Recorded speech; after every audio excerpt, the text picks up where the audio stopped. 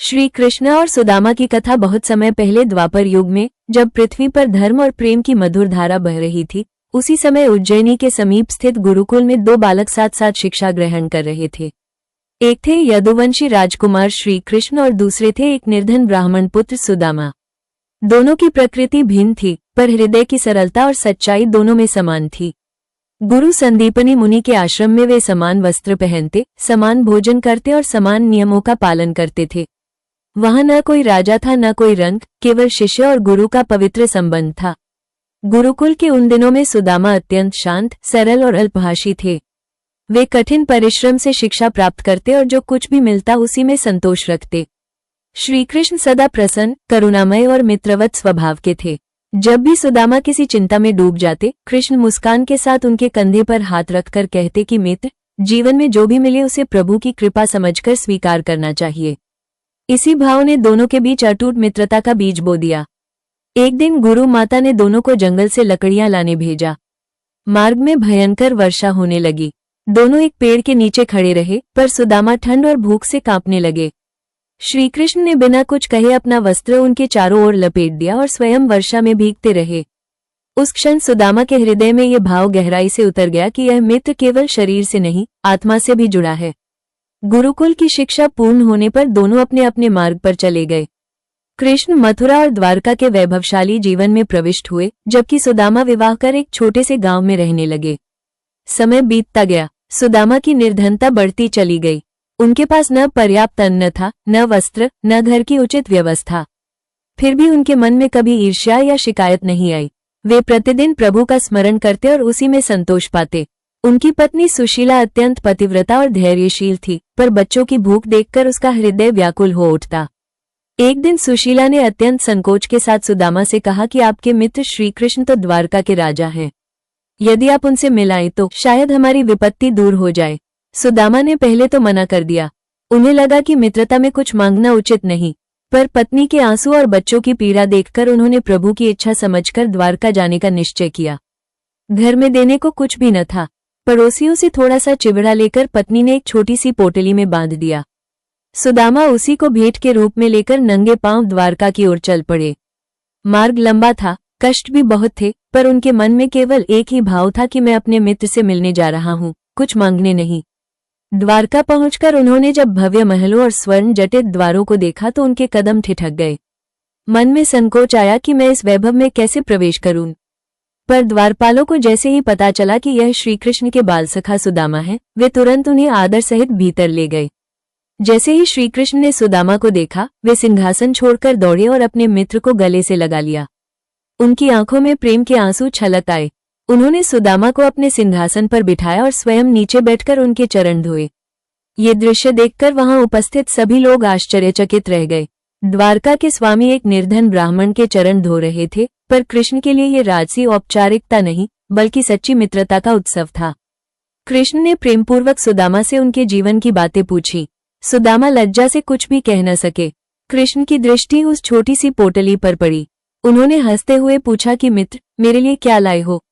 सुदामा ने सकुचाते हुए चिवड़े की पोटली आगे बढ़ा दी। कृष्ण ने उसे ऐसे स्वीकार किया जैसे कोई अमूल्य रत्न हो। उन्होंने आनंदपूर्वक चिवड़ा खाया और बोले कि यह तो मुझे अमृत से भी अधिक प्रिय है। सुदामा के मन में बहुत कुछ था, पर वे कुछ मांग न सके। उनके लिए इतना ही पर्याप्त था कि उनका मित्र आज भी वही सखा है, जिसमें कोई अभिमान नहीं। कुछ समय पश्चात सुदामा लौटने लगे। कृष्ण ने उन्हें कुछ भी दिए बिना विदा किया, पर उनके हृदय में सुदामा के कष्टों को दूर करने का संकल्प दृढ़ हो चुका था। जब सुदामा अपने गांव पहुंचे तो उन्होंने देखा कि उनकी झोपड़ी के स्थान पर एक सुंदर घर खड़ा है। गांव का वातावरण बदला बदला था। उनकी पत्नी आभूषणों से सुसज्जित थी और बच्चे प्रसन्न थे। सुदामा समझ गए कि यह सब श्रीकृष्ण की कृपा है। उन्होंने आंखें मूंदकर प्रभु को स्मरण किया और हृदय से धन्यवाद दिया। सुदामा का जीवन वैभव में बदल गया, पर उनका स्वभाव नहीं बदला। वे आज भी उतने ही सरल, विनम्र और भक्त बने रहे। उन्होंने कभी इस ऐश्वर्य का अभिमान नहीं किया। वे समझ गए थे कि सच्ची संपत्ति धन नहीं, बल्कि वो मित्रता है जो न स्वार्थ देखती है, न वैभव। कृष्ण और सुदामा की यह कथा केवल मित्रता की नहीं, बल्कि भक्ति, विश्वास और निष्काम प्रेम की कथा है। इसमें ये संदेश छिपा है कि जब मन निष्कलुष हो और हृदय में प्रभु के प्रति सच्चा भाव हो, तो वे स्वयं दौड़े चले आते हैं। जो मित्रता त्याग और प्रेम पर आधारित हो वो काल और परिस्थिति से परे होती है। यही इस सच्ची कथा का अमर सत्य है। सुदामा जब उस नए घर के आंगन में खड़े थे तो उनके मन में एक क्षण के लिए भी यह भाव नहीं आया कि यह सब मेरा है। उन्होंने मिट्टी पर बैठकर दोनों हाथ जोड़ लिए और मन ही मन श्रीकृष्ण का स्मरण किया। उनकी आंखों से अश्रुधारा बहने लगी। पत्नी और बच्चे ये देखकर चिंतित हो गए, पर सुदामा के हृदय में तो कृतज्ञता का सागर उमड़ रहा था। वे सोच रहे थे कि मैंने तो कुछ मांगा भी नहीं था, फिर भी मेरे मित्र ने मेरे जीवन की सारी व्यथा हर ली। समय बीतने लगा। घर में धन, अन्न और वस्त्र की कोई कमी नहीं रही, पर सुदामा का दिनचर्या वही रही। वे प्रातःकाल उठकर स्नान करते, वेद पाठ करते और जो कुछ मिलता उसे प्रभु का प्रसाद समझकर स्वीकार करते। गांव के लोग उनके पास आने लगे, कोई सलाह लेने, कोई आशीर्वाद लेने। सुदामा सभी से प्रेम से बात करते और कहते कि जो कुछ हुआ है वो मेरे पुरुषार्थ से नहीं, श्रीकृष्ण की कृपा से हुआ है। एक दिन कुछ लोगों ने उनसे पूछा कि आप इतने वैभव में रहने के बाद भी वैसे ही साधारण क्यों हैं? तब सुदामा ने शांत स्वर में कहा कि वैभव मन को बांध देता है, पर भक्ति मन को मुक्त करती है। जो मिला है वो सेवा और दान के लिए है, भोग के लिए नहीं। ये सुनकर लोगों के मन में उनके प्रति और अधिक श्रद्धा जाग उठी। उधर द्वारका में श्रीकृष्ण ने सुदामा की सरलता को स्मरण करते हुए कहा कि सच्चा मित्र वही है जो बिना मांगे भी सब कुछ पाले, क्योंकि उसका हृदय निष्काम होता है। रुक्मिणी जी ने भी मुस्कुराते हुए कहा कि आज आपने संसार को ये सिखा दिया कि प्रभु को अर्पित किया गया छोटा सा चिवड़ा भी प्रेम से दिया जाए तो वो राजभोग से श्रेष्ठ होता है। सुदामा के जीवन में ये परिवर्तन किसी दिखावे के लिए नहीं था। वे निर्धनों की सहायता करते, भूखों को भोजन कराते और दुखियों को ढाढ़स बंधाते। वे कहते कि मैंने दरिद्रता भी देखी है और समृद्धि भी, पर दोनों ही अस्थायी हैं। जो स्थायी है वो केवल हरि का नाम और सच्चे मित्र का प्रेम है। एक बार सुदामा को द्वारका से संदेश मिला कि श्रीकृष्ण उनका कुशल जानना चाहते हैं। सुदामा ने मन ही मन प्रणाम किया और कहा कि मेरा जीवन तो उन्हीं की कृपा से चल रहा है। वे द्वारका नहीं गए क्योंकि उनके लिए भौतिक मिलन से अधिक हृदय का मिलन था। वे जानते थे कि कृष्ण सदा उनके साथ हैं। जैसे जैसे आयु बढ़ी, सुदामा का मन संसार से और अधिक विरक्त होता गया। वे अपने परिवार को धर्म और भक्ति के मार्ग पर चलने की सीख देते। वे कहते कि जब संकट आया था तब मैंने मित्र को याद किया, और जब सुख आया तब भी उसी मित्र को याद किया। यही जीवन का संतुलन है। अंत समय निकट आने पर सुदामा ने प्रभु का नाम लेते हुए शरीर त्यागा। कहा जाता है कि उस क्षण उन्हें वैकुंठ का द्वार खुला दिखाई दिया और श्रीकृष्ण स्वयं उन्हें लेने आए। यह वही मित्र था जो गुरुकुल में साथ पढ़ता था, जंगल में वर्षा से बचाता था और द्वारका में सिंहासन छोड़कर चरण धोता था। इस प्रकार कृष्ण और सुदामा की कथा ये सिखाती है कि सच्ची मित्रता में लेन देन नहीं होता, वहां केवल प्रेम होता है। जो मित्रता भक्ति से जुड़ जाए वो स्वयं मोक्ष का द्वार बन जाती है। यही इस पावन कथा का गूढ़ और चिरंतन संदेश है। सुदामा का जीवन इस सत्य का जीवित प्रमाण बन गया कि प्रभु की कृपा पाने के लिए न तो वैभव चाहिए, न ही शब्दों में प्रार्थना। जहां हृदय निर्मल हो वहां प्रभु स्वयं पहुंच जाते हैं।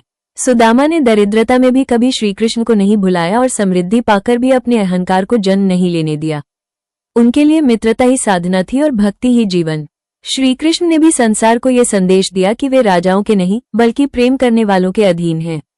जिस प्रकार उन्होंने एक मुट्ठी चिवड़े को अमृत के समान स्वीकार किया, उसी प्रकार वे हर उस भावना को स्वीकार करते हैं जो निष्कपट हो। उन्होंने ये दिखा दिया कि सच्चा धन सोना चांदी नहीं, बल्कि वो प्रेम है जो बिना स्वार्थ के दिया जाए। कृष्ण और सुदामा की यह कथा युगों युगों तक इसलिए जीवित रहेगी क्योंकि इसमें मनुष्य और परमात्मा के बीच का सबसे मधुर संबंध प्रकट होता है। जब भक्त अपने आप को पूरी तरह प्रभु को सौंप देता है, तब प्रभु भी उसे संसार की हर पीड़ा से मुक्त कर देते हैं। जो इस कथा को श्रद्धा से सुनता या पढ़ता है, उसके मन से ईर्ष्या, लोभ और अभिमान दूर होता है और हृदय में संतोष, प्रेम और विश्वास का दीप जल उठता है। अंततः यही समझ में आता है कि जीवन की सच्ची सफलता प्रभु के नाम, सच्चे मित्र और निष्काम प्रेम में ही है। इसी भाव के साथ कृष्ण और सुदामा की यह सच्ची, पावन और प्रेरणादायी कथा पूर्ण होती है। जय श्री कृष्ण।